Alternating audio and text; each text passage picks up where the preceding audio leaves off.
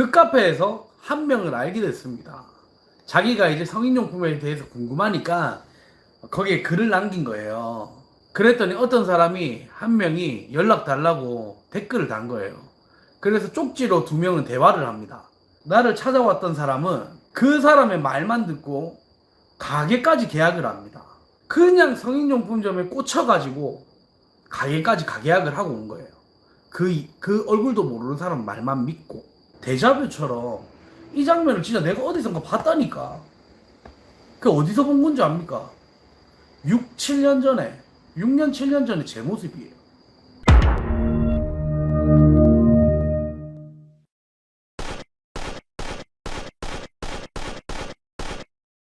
후추가 내한테 인터넷에 있는 대형 창업 카페에 한번 들어가 보라더라고요.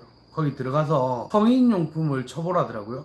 많은 사람들이 저한테 거기서 홍보를 해보라 했었어요.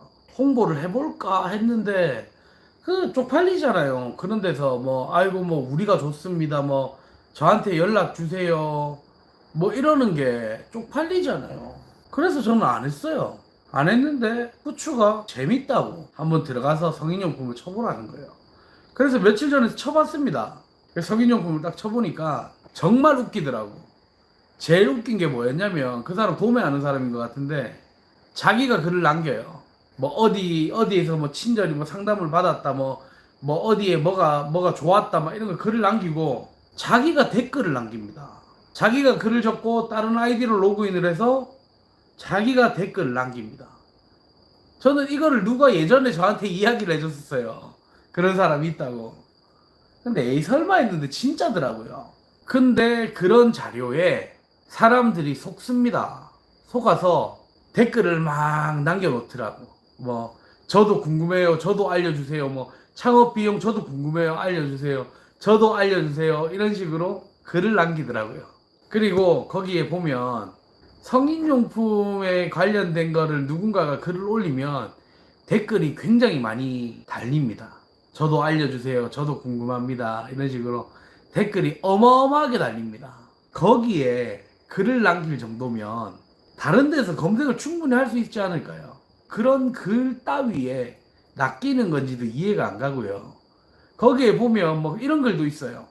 뭐 제가 뭐 솔직히 말씀드립니다. 뭐 저는 어디서 뭘 하고 있고 뭐 지금 뭐 가게를 뭐 어떻게 해가지고 뭐 하고 있고 뭐 한 달에 순수익 뭐 얼마 나는 그거 딱 보는 순간에 와, 이 새끼도 거짓말이네.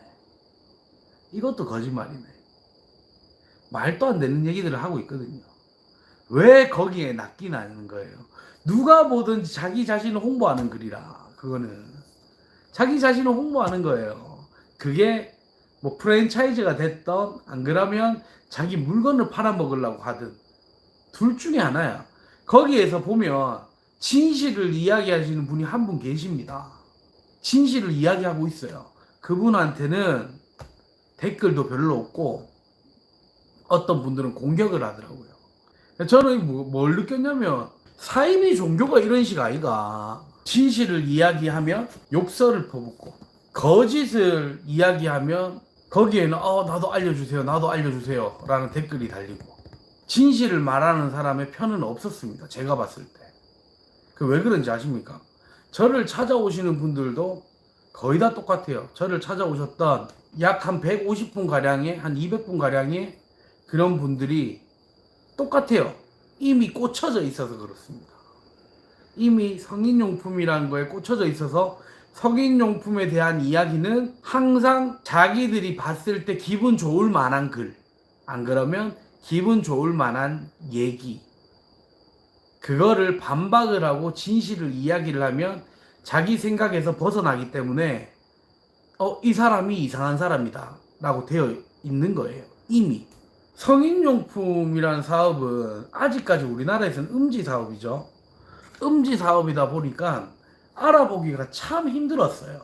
근데 지금은요, 알아보기 쉬워요. 거기 카페에 가입을 하고 글을 적고 댓글을 달 정도면 유튜브 검색 못 하겠습니까? 요즘 유튜브에서 진실을 말하는 사람들이 많은데 이미 꽂혀 있어서 진실을 받아들이지를 못한다니까, 사람들이.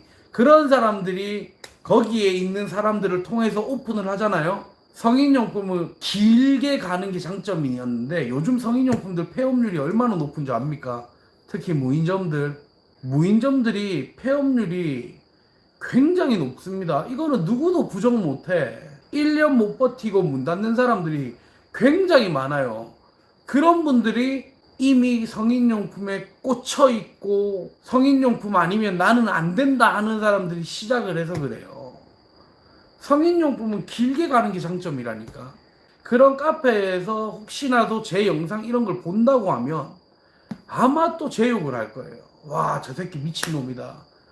아닌데 내가 그 카페에서 봤는데 그 카페가 굉장히 대형화가 됐고 굉장히 큰 카페인데 저 새끼 미친놈이다. 이상한 얘기하고 있다.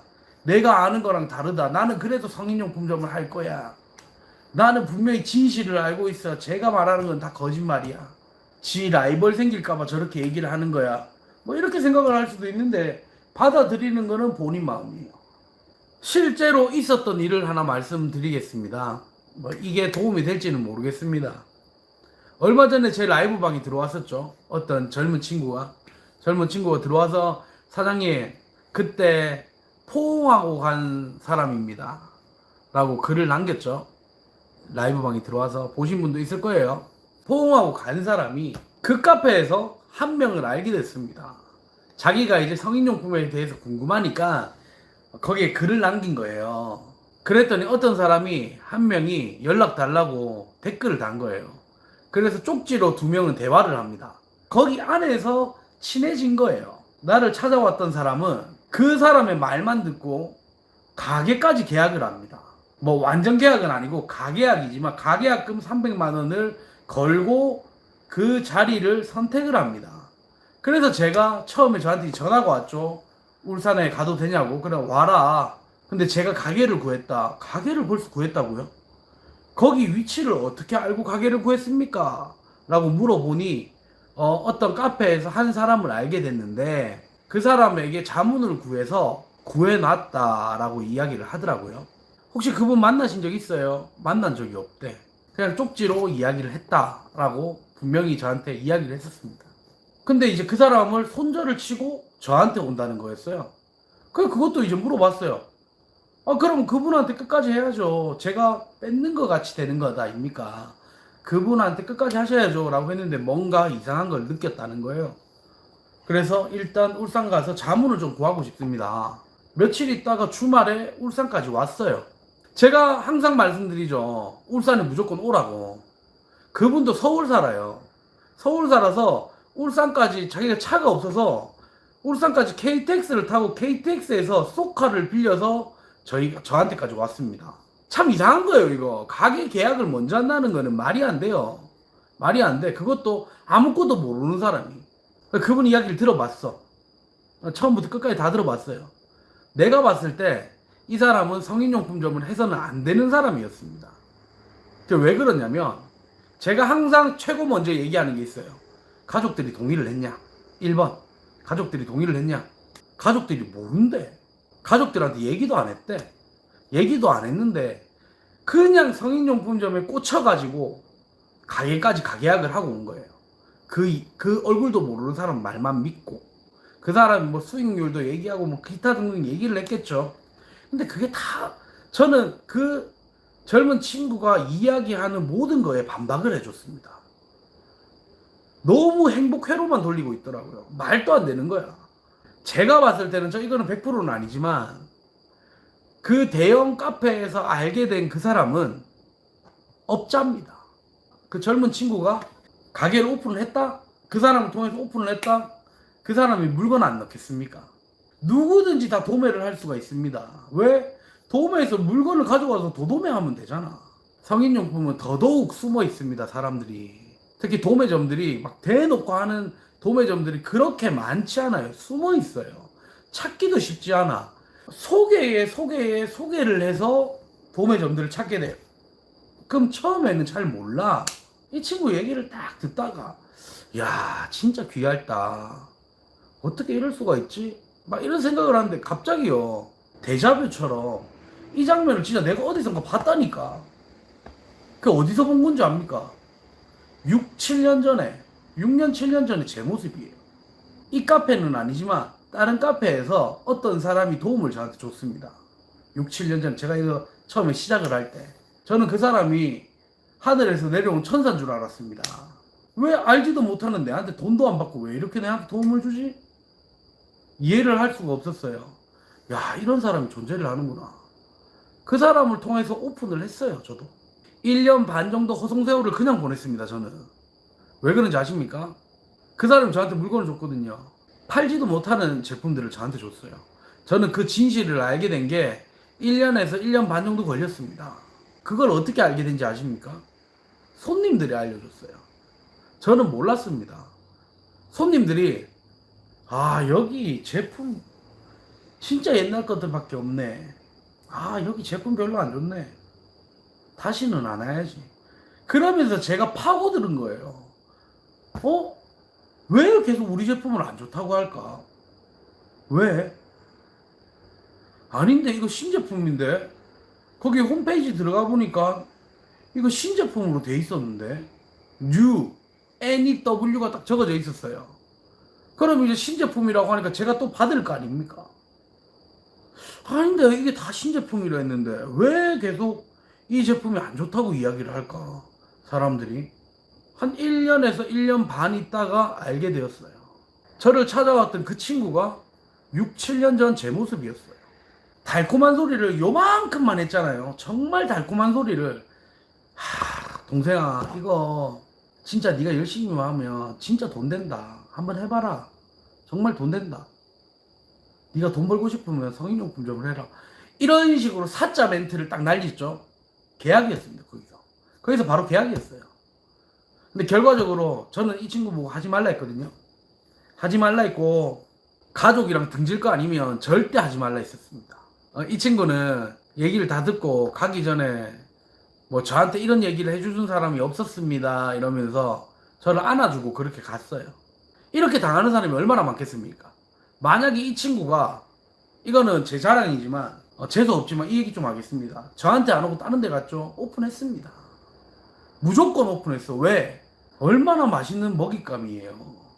우리 같은 이런 프랜차이즈 하는 사람들, 안 그러면 도매업자들한테 얼마나 좋은 먹잇감입니까? 나를 잡아먹으라고 오는 사람인데 거기에 속지 마세요.